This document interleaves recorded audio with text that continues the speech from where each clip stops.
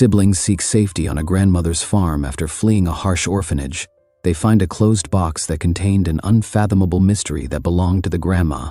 On the outskirts of the city, around by thick walls and barred windows that broke, stood the merciful H grandchildren. Any chance of freedom by day, the location seemed like a quiet, antiquated school. However, its dim hallways became a labyrinth of shadows at night, frightening its children. The faint lights in the corridor flickered that night as Lucia and Matthew, who were inseparable, Lucia, the older sibling, remained in their rooms with their hearts squeezed. Sister treated Matthew as if she were his mother, and they had both reached the orphanage following the passing of their parents, leaving them at the whims of director Amanda Montero. From the day they arrived foot in the Mercy home, where they were subjected to severe regulations and harsh penalties that maintained them in a state of Montero. The director of Anguish was a slender, refined woman who wore dark suits, kept a tight hold on the kids, and understood every inch of the institution. Her only right-hand guy was Mr. Michael, an ambitious-looking and submissive assistant, faithfully followed her every instruction.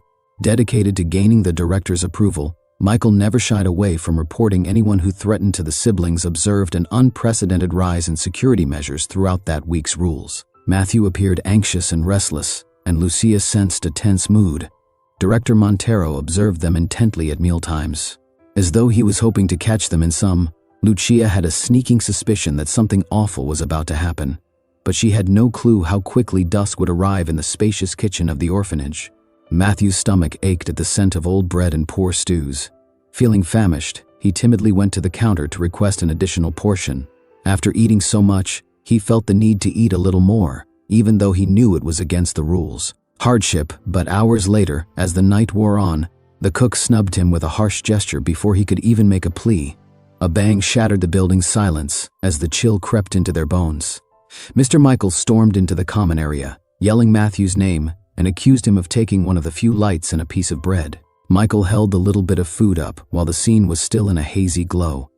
Elevated as if it were evidence of a horrible act he committed, Michael declared, gesturing accusingly at Matthew. I discovered this bread concealed beneath his mattress.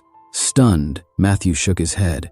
With his mind in denial, he would never have acted so carelessly as to steal something and leave it on his bed in plain sight. However, Director Montero's sharp eyes dropped on him like an indisputable verdict. With cold composure, she stated, I knew you were a troublesome child.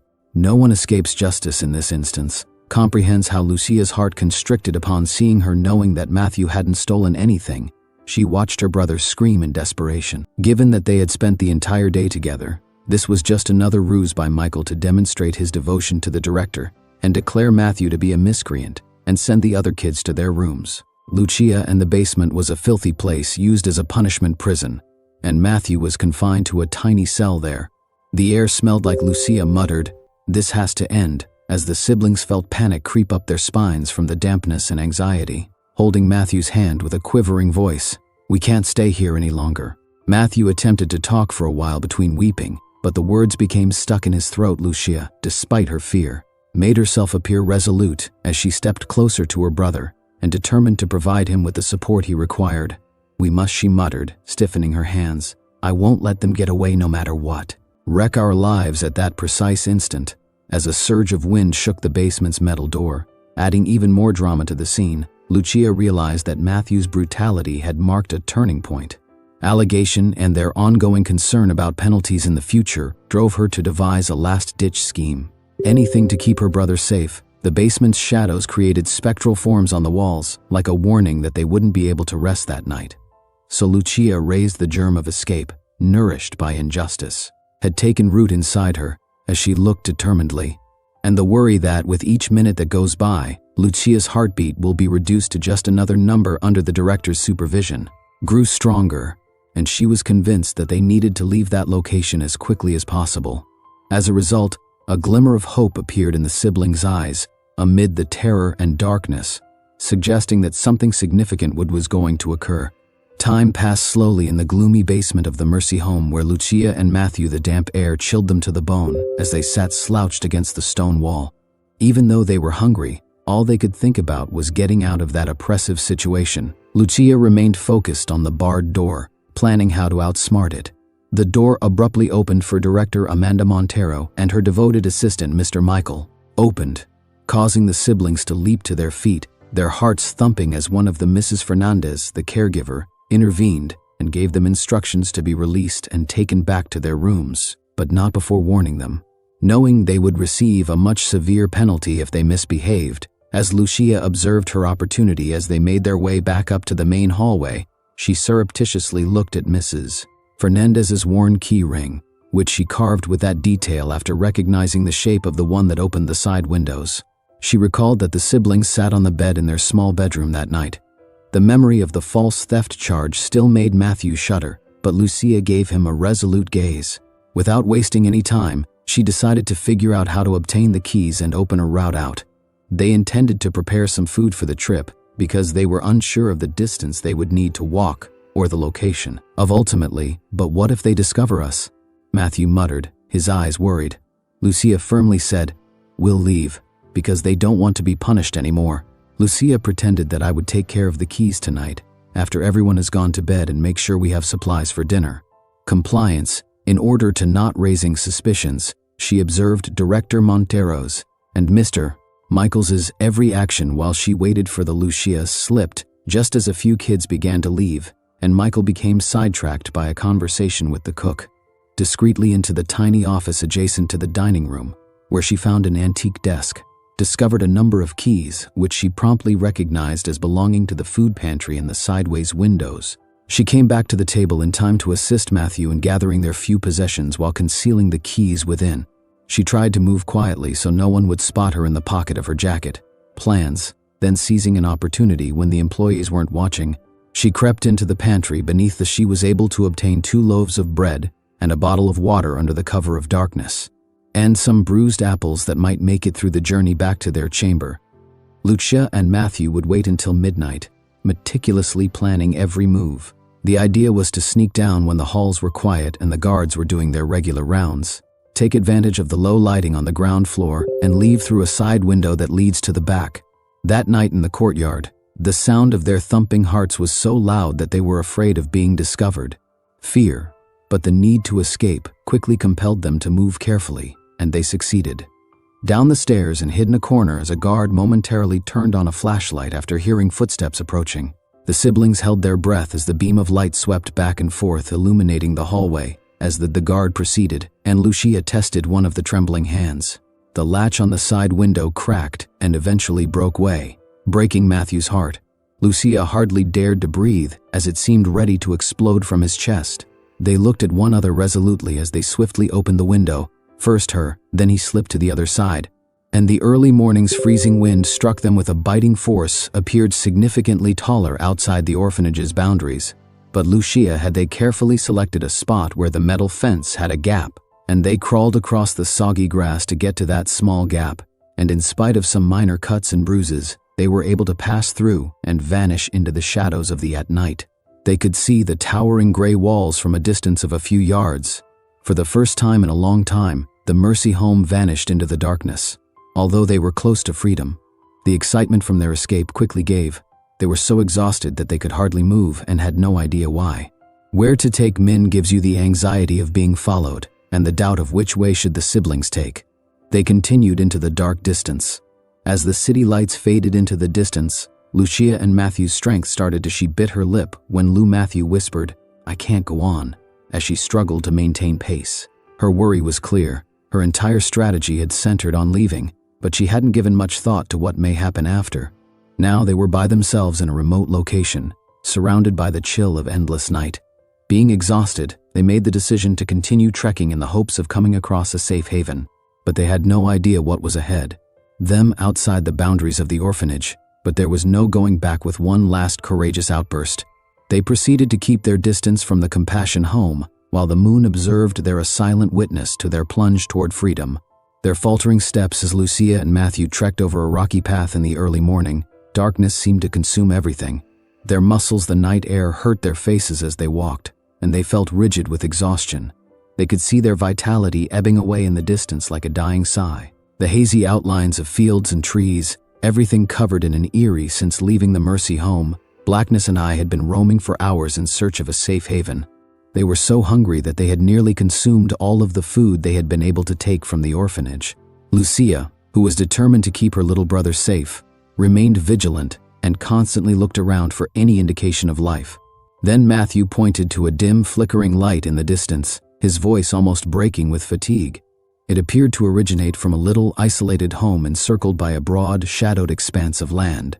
Lucia tightly grasped her brother's hand, sensing a ray of hope pierce through her mental haze. Sorrow, taking shaky steps as they made their way to that light after barely as they approached. They could see a clear road slicing through the tall grass, the outline of a small farm with a big barn and a deserted vegetable field. Their weariness combined with despite their dread of being turned in by the residents, they continued to move forward due to the need of finding sanctuary. The front door was locked when they arrived, but a little glimmer in the window indicated that someone was inside.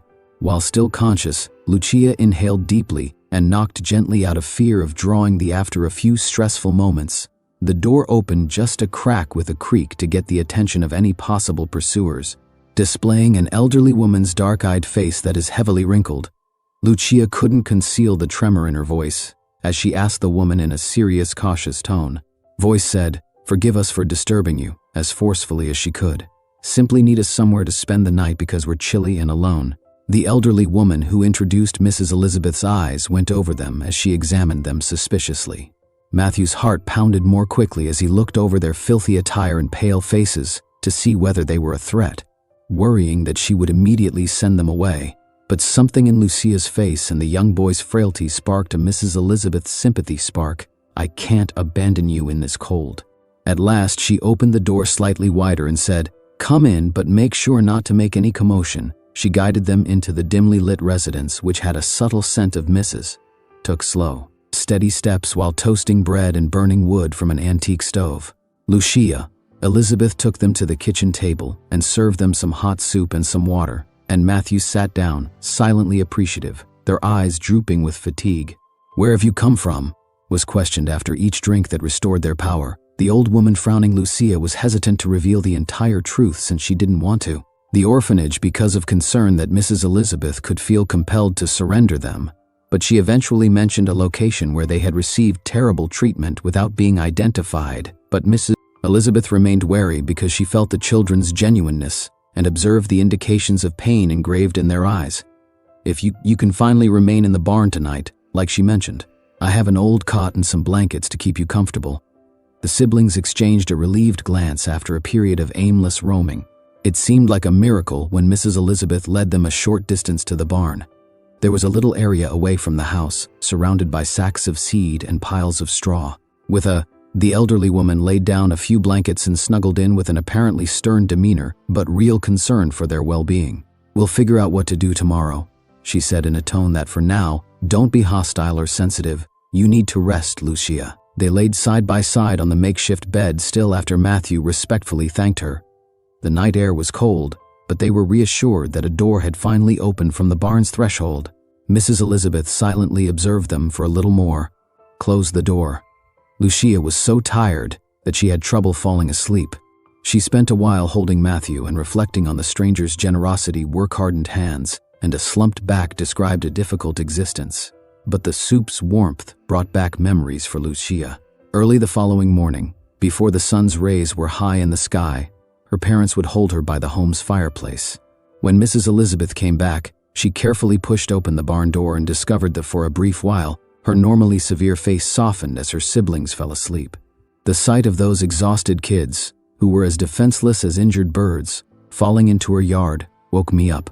"I had something ready." She calmly stated that they were to eat so as not to startle Lucia too soon. Matthew was startled awake by the morning light that poured through the gaps in the barn.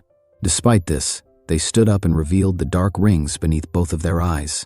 Blushed as they followed Mrs. Elizabeth into the kitchen, where a jug of warm milk and delicious bread were waiting for them.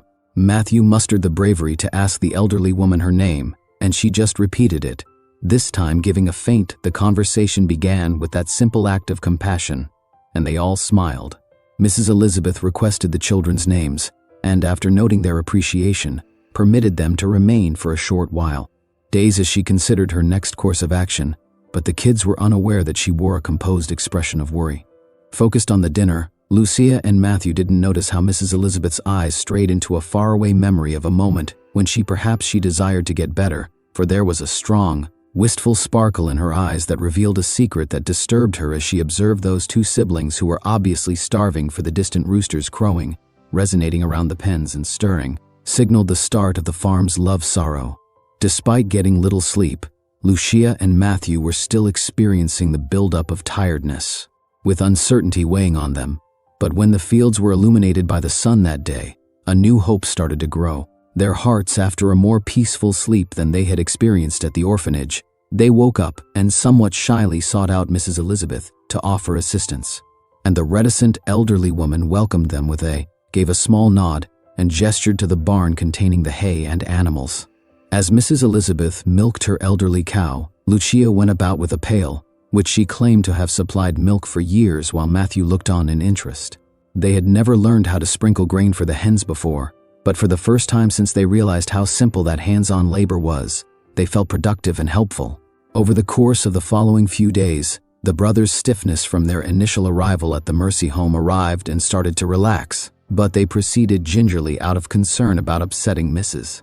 The elderly woman who was throwing Elizabeth out was more like curt, as if although it took effort for her to smile, she occasionally glanced at the kids with a sparkle in her eyes that suggested a nascent love at the time. She made simple yet filling meals, and instead of sleeping in the barn, let them sleep in a small guest room within the home. As the sun sets, the relationship between the three became more obvious. Mrs. Elizabeth demonstrated to them how to recognize specific herbs in the garden and how to repair clothing, for which Lucia was thankful because Matthew's jacket was severely ripped. Even though they didn't discuss much of the past, it was clear that Mrs. Elizabeth was concealing something more significant. Beyond simple generosity, her eyes glowed with joy every time she witnessed the siblings sharing their meager food. She swiftly covered up her nostalgia with a cough or a brusque movement, which helped her regain her focus. Tasks one afternoon, while the sun painted the nearby meadows in golden tones, two individuals went to the elderly woman identified them as Daniel and Maria. A veterinarian named Daniel arrived to periodically check on the animals. Maria, Mrs. Elizabeth's longtime neighbor, his friend, enjoyed coffee with her and brought fresh veggies on a regular basis. Both guests were surprised to discover the kids exchanged curious glances as they cleaned the pen and tossed food to the hens. Evident that these children were not the elderly woman's close kin, at least not to the extent that they were able to identify them, Mrs. Elizabeth Maria asked, attempting to appear informal but failing, hard-working children.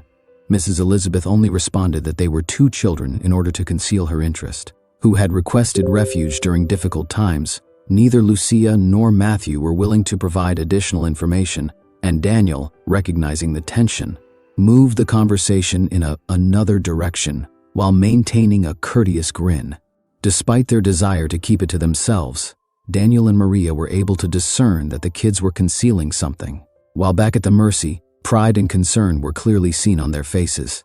Amanda Montero, the home director, had reported Lucia to the local police, and Matthew's disappearance, alleging that the two were troublesome minors who had fled without cause.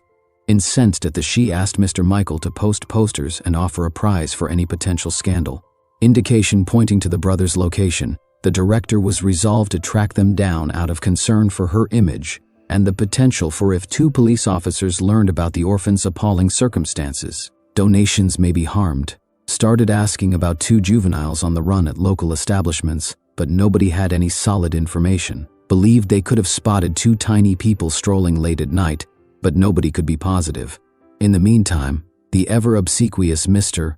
Michael covered the entire area with posters featuring pictures of Lucia and Matthew, promising payment for any information on their location in the town's major areas that same afternoon. Daniel and Maria was on her way back from the neighborhood store when they came along two pieces of paper on a wall covered in flyers. Their hearts fell as they saw the black and white pictures of Lucia and Matthew. They exchanged anxious looks after recognizing the children's faces. They had recently found the missing children that everyone was discussing. The printed picture displayed Lucia, and although they were from a different era, Matthew's likeness was clearly visible and had a serious face. As they were leaving, Daniel tore down one of the flyers and put it away with the intention of talking to Mrs. Elizabeth about it.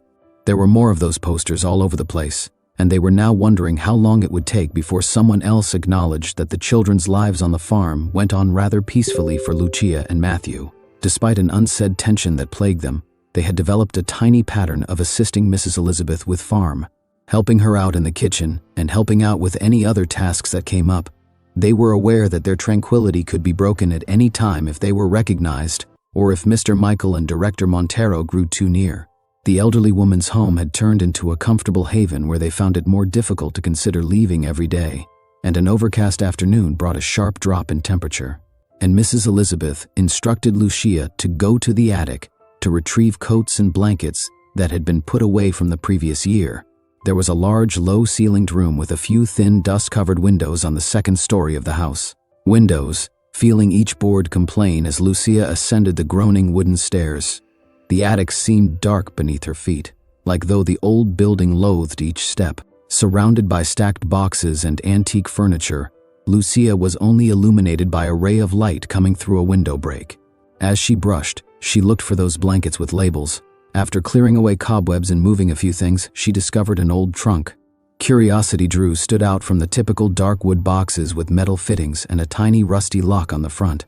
She leaned in to examine the lock as she got closer. It didn't appear to be particularly sturdy, but Lucia ran her fingers over the dust-caked surface, and it seemed sturdy enough to withstand a light tug. Surface of the trunk, recognizing that someone who didn't desire its contents had carefully stored it there. She felt something inside that might have been within easy sight of inquisitive eyes. Documents or photos, because it was too subtle to be clothing based on the small sound it made when she gently shook it, or blankets, but Lucia's intuition urged her to look into it more, returning slowly because she didn't want to betray anyone and wasn't prepared to force the lock. Mrs. Elizabeth's confidence following everything that the woman had done for them. But in addition to the worry of being on the run, the sight of that enigmatic trunk made her uneasy. When she brought the blankets she had found back to the kitchen, she ran into Matthew, who gave her a. Since Daniel and Maria's arrival, he had been restless. And both siblings were aware that posters with there were still faces all over the town, and anyone might report them for a reward, kept him up at night because he was afraid to go back to the orphanage and confront Director Montero's cruelty. "Are you okay?" Matthew inquired quietly, observing the thoughtful look. Lucia replied with a forced smile, "Yes, don't worry," on his sister's face. Matthew raised his eyebrows when he discovered a locked trunk in the attic. He was clearly interested, but he didn't ask any more questions because Mrs. Elizabeth was observing from the kitchen doorway. The elderly woman paced back and forth as if she were carrying an unseen weight, although she had grown more devoted to the kids. Lucia and Matthew noticed a certain fatigue in her, as if she were caught between defending them at all costs and carrying out a legal duty in her heart.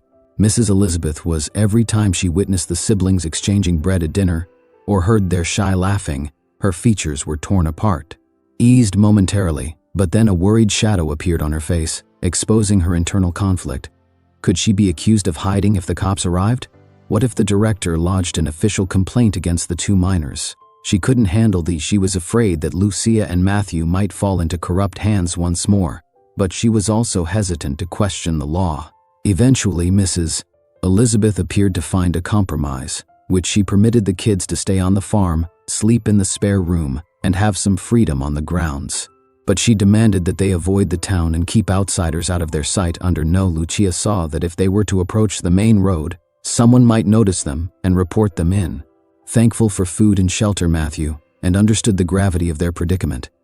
Couldn't get rid of the thought that, even with the seeming steadiness, they wouldn't be able to conceal indefinitely. It only took one. On some evenings when the sun was glinting, you could sense something stirring inside the elderly woman by looking into her eyes. Away from the house windows, Mrs. Elizabeth would enter the porch and look at the horizon in silence, as if awaiting the untangling of the web of uncertainties in her heart by someone or anything during these moments. Lucia pondered whether the enigmatic chest in the attic had secrets that may elucidate how that woman's soul was filled with both warmth and anguish that afternoon, when Daniel and Maria brought information about the poster campaign and the heightened search for the youngsters when they returned to check on the livestock.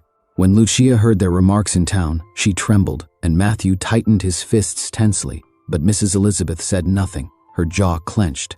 Despite her mind racing with concerns about the danger they were in, she avoided looking into the siblings' eyes. Thus, those odd weeks that were entwined with both calm and fear passed. As they balanced their deep attachment, they were starting to feel for the person with their fear of being discovered. Farm, The elderly woman ascended the attic stairs just before dusk that day. Under the guise of seeking an additional coat to protect against the expanding, a flicker of nostalgia appeared in her eyes as they landed on the locked box. For a few moments, she remained still and debated with herself after placing the lantern on one of the beams. With a final sigh, she placed her trembling hands on the chest lid as if it containing a piece of her own heart. She looked down with a heavy face and turned back. She went downstairs, leaving the box alone, but her eyes were intense as she left, made it apparent that she was hurt by this secret and that she would eventually have to confront whatever was sealed. The corridors at the Mercy home became heavier behind those ancient metal clasps. Considerable tension following the disclosure by director Amanda Montero of Lucia and Matthew's local authorities had started a more detailed investigation into the disappearance, but the findings were inconclusive. However, the director and Mr. Michael, her assistant, met in the main staff, must come up with a more aggressive strategy to find the siblings and take back control of the circumstance. Director Montero frowned each day as Michael said, "We can't just sit around doing nothing. It's risky not just because of them, but I'll stop at nothing to protect this place's reputation." Director Michael replied eagerly, "I'll increase patrols in the rural areas, regions, and distribute additional posters with a sufficient reward to nearby companies. Someone will inevitably talk." So images of Lucia and Matthew surfaced in the days that followed. Every bulletin board, wall, and post has the promise of a hefty payment for any reliable information, attracted the interest of both wanderers and neighbors. Mr. Michaels, a servant with a smile, went door to door in the neighborhood and asked locals questions. With unwavering perseverance and constant supervision from Director Montero, a new figure began. Officer Gonzalez, a somber-looking policeman with a steady voice and an acute eye, was wandering the orphanage hallways. When he initially showed interest in the institution's internal operations, he sensed a certain uneasiness among the caregivers, and several of the kids showed obvious signs of terror when he asked some of them. He got hesitant, evasive responses, which suggested that they were hiding things out of fear of in retaliation. Officer Gonzalez was able to have a private conversation with a teenager who was going to leave the orphanage on their birthday, whispering the young person's admission that Lucia and Matthew weren't the first to flee. But nobody dared to talk about it, he said, citing the director's autocratic actions, and it was peculiar that despite the orphanage receiving a lot of gifts, the children's quality of Gonzalez became increasingly wary of Director Montero as life captivated him, concealing something much more significant than a couple of fugitives while living at Mrs. The peace that pervaded Elizabeth's farm was yet laden with anxiety. The siblings continued to assist with everyday chores, being careful not to leave the house or leave themselves alone.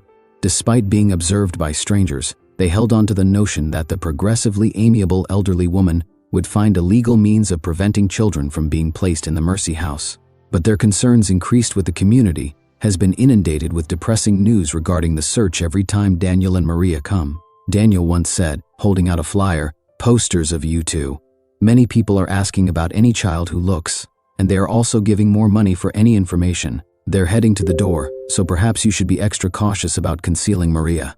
Neighboring farms, and they will soon visit if they have any suspicions." Mrs. Elizabeth was quiet for a brief moment. The siblings' gaze were fixed on the ground, terrified that she might choose to send them away in order to stay out of trouble. But she firmly sealed her lips and said that if the rumors regarding the orphanage were confirmed, she wouldn't let the director have her way. Without turning away, Mrs. Elizabeth reassured us that we would be secure here, but we must all be on our... The tension was still present, and Lucia couldn't help but wonder what might occur if they were found. And occasionally, she would wake up in the middle of the night, afraid that Mr. Matthew became quieter and more reassured when Michael would sneak in via the window and take them by force. One other when they felt like their nervousness was getting the better of them, as Officer Gonzalez was collecting evidence. His initial probe revealed potential misuse and dubious contribution handling at the orphanage. His misgivings were only strengthened by the substantial quantities of money that were never used to improve the living conditions of the kids. Concerning the director's assertion that Lucia and Matthew are allegedly hazardous, Gonzalez became increasingly certain that something was off in Amanda Montero's behavior with every new testimony. Management. One evening, Mr. Michael saw a farmer repairing while he was traveling down a rural road. Michael stopped at a fence and emerged with one of the posts in hand, promised a sizable payment if the father identified the kids. The farmer claimed not to have seen them, but he was hesitant. Despite not knowing anything about Lucia and Matthew, the farmer's response and trembling voice made Michael suspicious. He hesitated to divulge even the slightest hint, since his helper was certain he was concealing a secret. Michael insisted on putting the flyer in his pocket. "Please get in touch with me if you." The farmer looked in confusion as he drove off without managing to respond, and thus, thanks to Michael's relentless efforts and Director Montero's astute observation, the net surrounding Lucia, and when Maria noticed that Matthew was tightening Mrs. Elizabeth Daniel, they took action, more attention to the siblings' safety, but they all knew that danger would eventually knock at their door. The farm as Michael's car lights disappeared, and the sun disappeared behind the fields. As she bid farewell to Daniel and Maria at the front entrance, Mrs. Elizabeth's face clouded. She had the feeling that this ambitious and submissive man would do all it took to locate them. In fact, Mr. Michael got closer to his goal with each step he took, like that afternoon. A predator following its victim dwindled at the farm in a gentle light that tinted the inside the house. Lucia and Matthew sat at the table, surrounded by pink and orange clouds. They both felt a little relieved as they looked through some old recipes that Mrs. Elizabeth had given them permission to use for dinner. Even though they were aware that nobody had yet stormed onto the property to look for them, the terror persisted. Understood that Mr. Michael and Director Amanda Montero would not give up easily that afternoon. While Lucia was after storing the recipes in a kitchen drawer, Matthew went to Mrs. Elizabeth's to find thread and needle. Sewing basket with the intention of patching a tiny rip in his shirt in between spools amongst stray buttons and thread, he saw a tiny, shiny silver key. Apparently concealed beneath a piece of cloth, he was interested and carefully studied it, wondering what it could reveal. He suddenly recalled the enigmatic trunk Lucia had discovered in the attic a few days before, which both of them had suppressed, their curiosity out of concern that Mrs. Elizabeth could perceive it as a breach of her confidence. However, the finding of that key sparked an almost overwhelming desire to learn. Matthew moved with his customary caution, revealing what the elderly woman was concealing. "Do you think that could work?" He went to where Lucia was standing and showed her what he had discovered. Lucia tilted her head to ensure Mrs. Elizabeth couldn't hear them from the living room as he muttered the key to the trunk.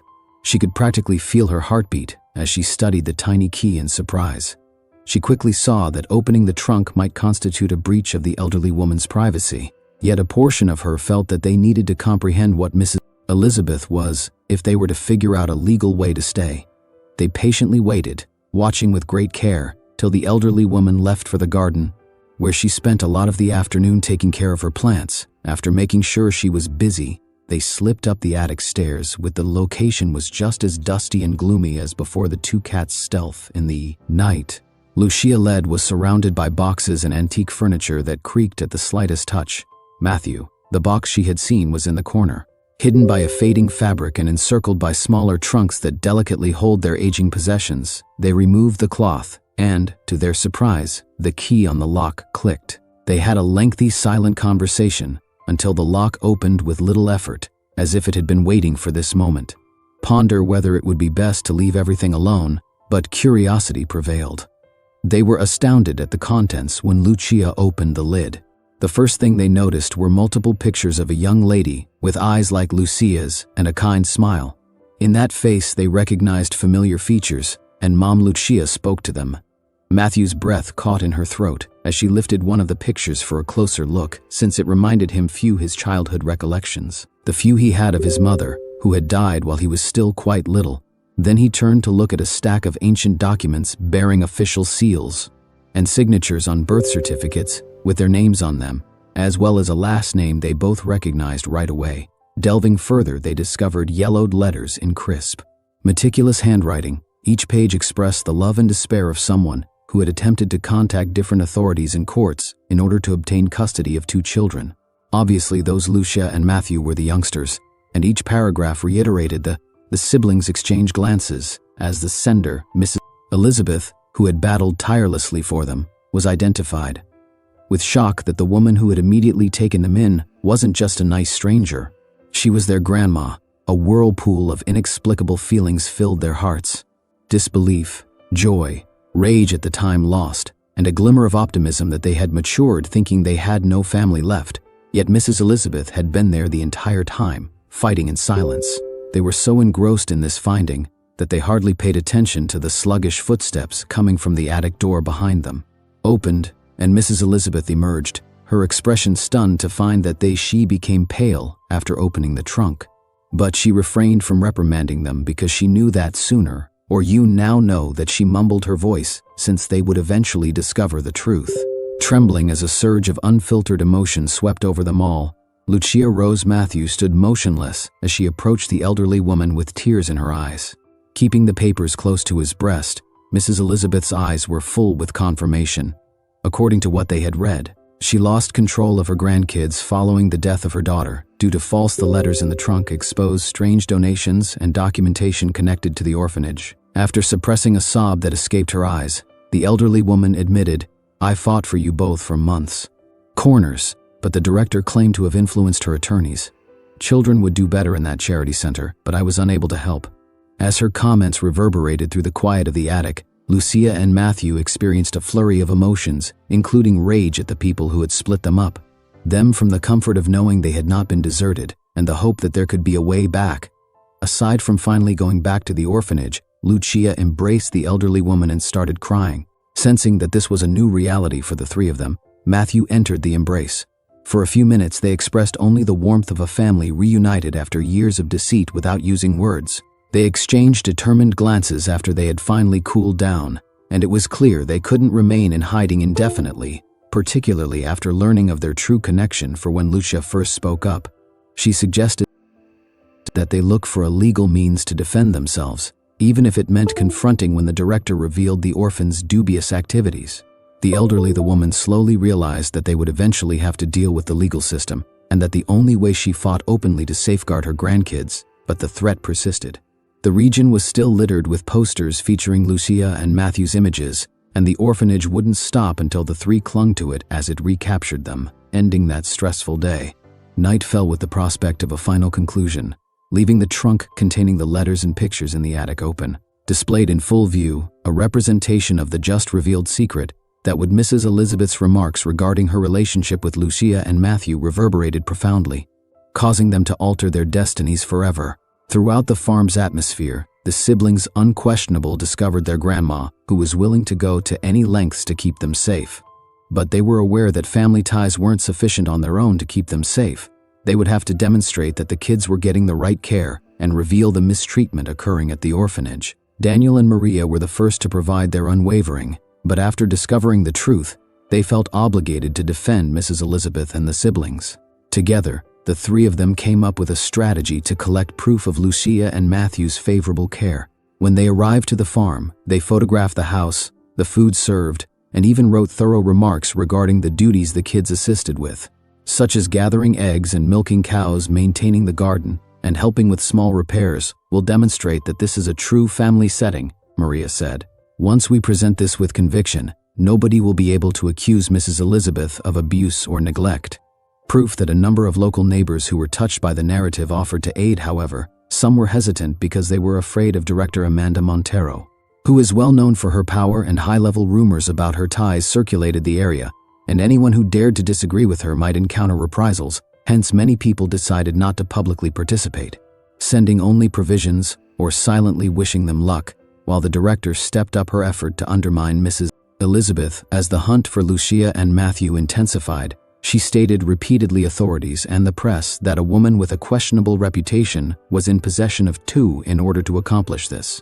She dispatched Mr. Michael to the next city, accompanied by a police officer who owed her favors, started utilizing dubious tactics, putting pressure on witnesses and circulating false information in an effort to damage Mrs.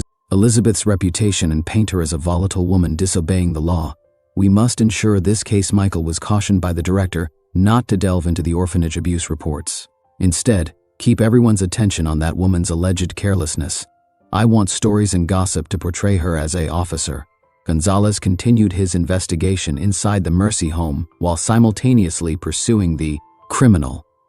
When he examined the donation records for the orphanages, he discovered discrepancies that didn't correspond to expense reports. He discovered that the money purportedly designated for the kids' care did not match the insufficient food and clothing made of threads were given to the orphans. By former, he gathered reports of abusive behavior and harsh punishments from residents and some personnel, and everything pointed to when Gonzalez challenged the director about the possibility that she was using fraud to profit herself. She attempted to make fun of him in front of other cops by accusing the director directly of falsely blaming her and claiming that the runaways were just mischievous children wreaking havoc. Never despite his suspicions of corruption and mistreatment, Gonzalez remained steadfast and demanded official evidence.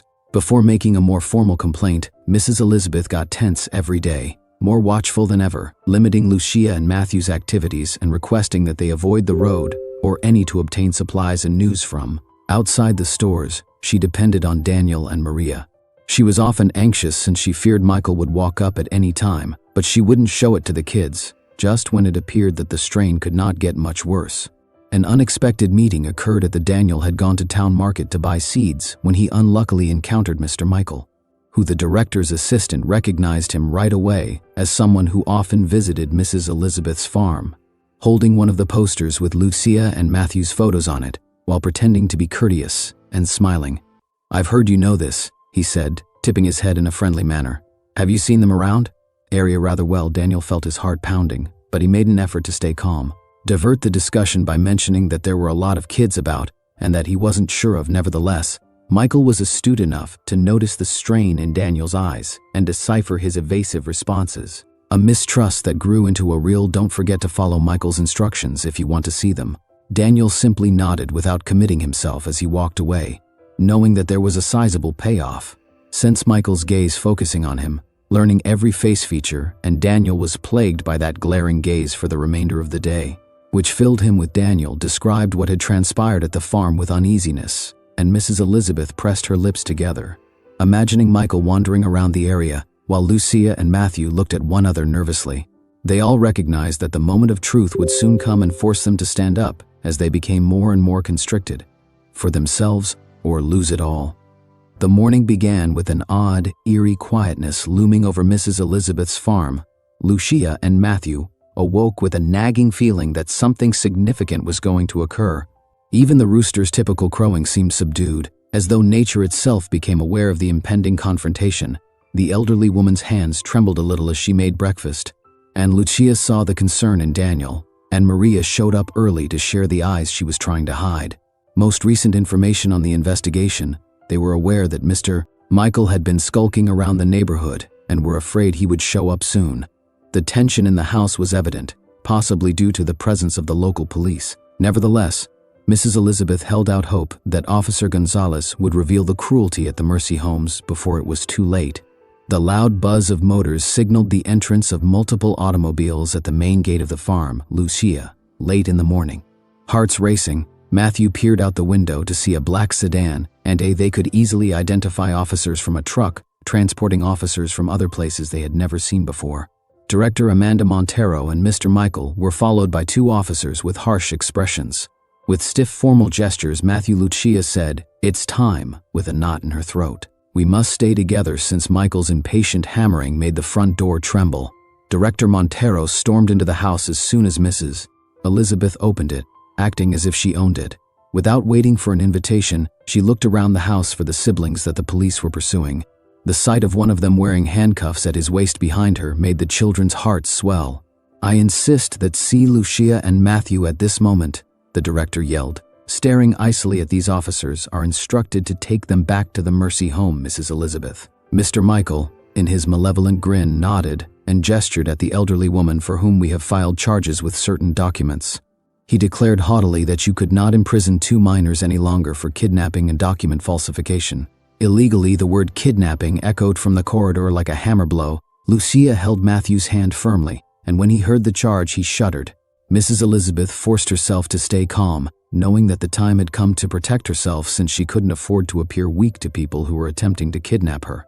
"Grandchildren, I'm not kidnapping anyone," she said in a trembling but determined voice. "My grandchildren are Lucia and Matthew. Therefore, if you accuse me of forgery, I have a..." The two siblings quietly came out of concealment and stood next to each other, "proving you wrong." Maria and their grandma Daniel moved forward to separate the visiting youngsters from the director. Officers appeared to be waiting to hear Mrs. Elizabeth's version of events as they observed with neutral expressions. The elderly woman took action and handed over a document to one of their family members. Crammed with paperwork, these are their actual birth certificates, documents and evidence that since the death of my daughter, I have been attempting to reclaim custody of my grandchildren. Director Montero frowned when she noticed Officer Leaf looking through the folder. Mr. Michael became clearly uncomfortable, as if understanding that things could go against him. Daniel and Maria included their own remarks outlining the children's arrival at the farm in detail and emphasizing the careful attention they discussed the home environment, the appropriate meals, and Mrs. Elizabeth's provision. Clean clothes and the kids' steadfast wish to remain with their Maria confirmed. Grandmother, they have never been here against their will. She met the officer's gaze with resolve. On the contrary, they fled the institution after receiving such poor treatment that rumors began to circulate. One of the visiting officers and one of the police officers conferred with his partner while going over the documentation. Mrs. Elizabeth gave it to the elderly woman, who took a moment to inhale deeply, then present the stamped, dated letters attesting to her repeated attempts to get legal custody of Matthew and Lucia. At that moment, everything appeared too well organized to be written off as straightforward forgery. Despite his impeccable timing, Officer Gonzalez showed up at Lucia's doorway, and Matthew's heart leaped when he saw the man who had once been kind to them, Gonzalez, looking gloomy. "I'm Officer Gonzalez, and I've asked to speak and shown the visiting officers his own files. Been looking into the Mercy House for a while," he adamantly stated. "I've collected past grievances against Montero for child abuse, and there is proof that the organization's contributions aren't being utilized, according to their claims, for charity reasons." Mr. Michael went pale and took a step. One of the officers was starting to lose her composure, but the director maintained her chin up, looked over the materials Gonzalez gave him, scowling at the statements. He said, "It appears that the situation is more complicated than we initially believed. If corroborated by the other police there, we may be dealing with a significant instance of corruption. Until the tension in the room is thoroughly investigated, the minor's custody shouldn't be returned to the orphanage." Director Montero immediately jumped and cornered him, accusing Mrs. Elizabeth and Gonzalez claim it's all a plot to damage her image. But the visiting police, who were now more circumspect, looked over the material and appeared hesitant to make a snap decision, uncomfortably conscious that they were handling a legal dispute that obviously called for a more thorough investigation. Lucia and Matthew found it difficult to control the mixture of optimism and worry that was brewing within of them. Officer Gonzalez and Mrs. Elizabeth stood tall, holding the documents proving they were their grandmother, exposed the director's shady activities across from them. Montero and the scene stuck in Michael's mind as he attempted to support their claim of a kidnapping grandmother. In a dense quiet, who would decide which way the justice balances would tilt? Finally determined Lucia and Matthew's legal custody based on their exchange of glances. Officers, witnesses, and the accused made it apparent that no definitive decision was reached at any point.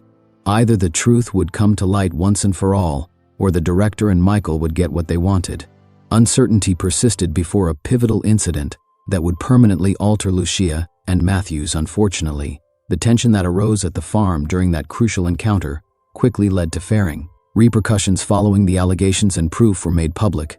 The out-of-town police recognized the seriousness of the circumstance.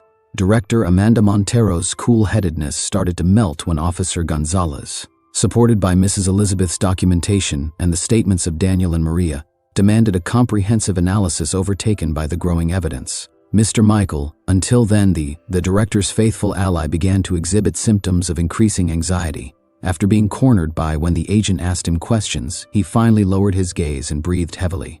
In a desperate moment, he admitted to manipulating the custody records and fabricating reports to stop Mrs. Elizabeth from getting her grandkids back. He also acknowledged that in order to misappropriate the orphans' money, Director Montero planned unlawful schemes. Michael stammered, sweating, "And I couldn't resist her because she was stuffing her own pockets, and no one dared to oppose her. She always managed to keep me quiet." Based on his look, and a startled silence descended over the room. Director Montero shot homicidal glances while darkening and furrowing her forehead at Michael, but the damage had already been done, and it was too late to deny what her assistant had said. After verifying those corrupt practices, the visiting officers informed the city's higher officials.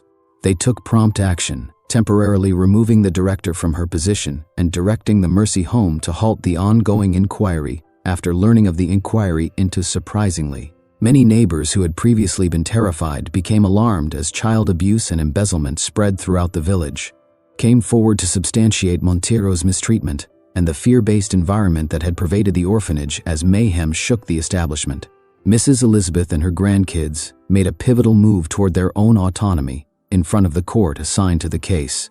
The elderly woman provided authentic letters and reports from Daniel and Maria, along with birth certificates, all supported by the testimonies of Lucia and Matthew, who detailed the suffering they endured while in the care of the Mercy homes. During the hearing, Mrs. Elizabeth's family relationship was established, along with her ability to provide children with a caring, stable environment following weeks of paperwork and court hearings. Ruled in their favor, Lucia and Matthew would formally continue to be under their grandmother's care, with assurances of protection and monitoring to guarantee their health. Tears of happiness filled their eyes as they embraced Mrs. Elizabeth on the steps of the courthouse, fully conscious that their history of oppression and terror had at last, in the meantime.